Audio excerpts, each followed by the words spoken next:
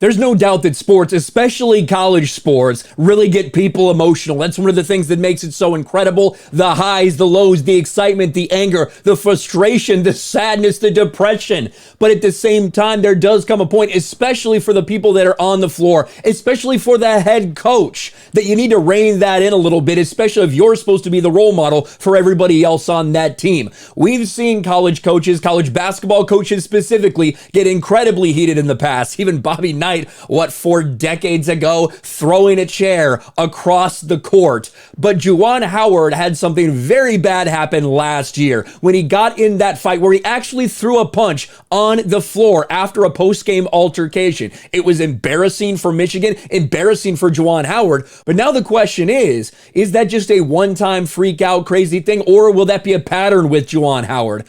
Well, the most recent on-court altercation, this time getting really heated at a referee before he turned and said something to his own players, has people once again wondering the same thing. Jason Whitlock claims Juwan Howard has a BLM victim mentality after Michigan coach's latest outburst. And just a reminder, let's watch the first outburst again. This was post-game between Wisconsin and Michigan. And we did have, the head coach for Wisconsin and then Juwan Howard. They get in this altercation. You're probably asking about something that happened during the game, right? And then Juwan Howard absolutely loses it right about here. Juwan Howard was not happy about that timeout.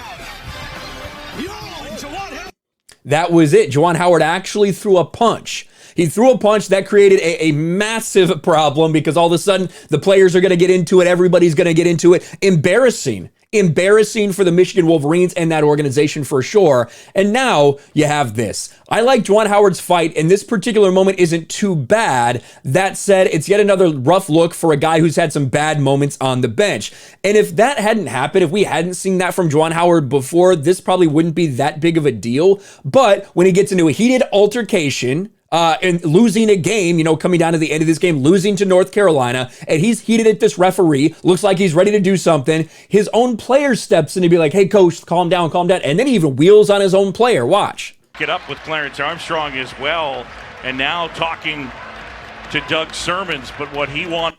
I'm getting pretty heated at his players, right? Now, I'm okay with people getting amped up. I'm okay with coaches yelling and screaming and stuff like that. But when you are a guy in Juwan Howard, just look at the shoulder. The shoulder caught the guy's jaw as he turns.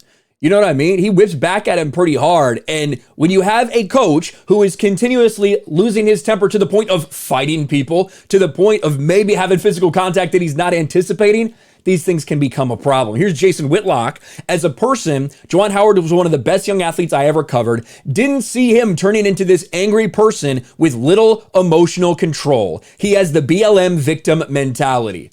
And like I said, throughout the course of college basketball history, we've seen some things. Again, Bobby Knight. We can talk about Bobby Knight all we want. For better or worse, the game's a little bit different nowadays. And when there's so many cameras, so many eyes on all the time, things like this are going to get caught and people are going to speak about it, especially if you've just been suspended 5 games after being the one to throw a punch, losing your temper and throwing a punch. But that's why people are talking about Juwan Howard today. That's why Jason Whitlock is calling Juwan Howard out with this fake BLM victimhood mentality, always getting angry and not apparently able to control his emotions on the court. Maybe not the best thing you want in the guy who's supposed to be the leader on the floor for all those kids. Let me know your thoughts in the comment section below. Smash a like button, subscribe to the channel, ring the bell for notifications, share this video out there, and I'll talk to you later.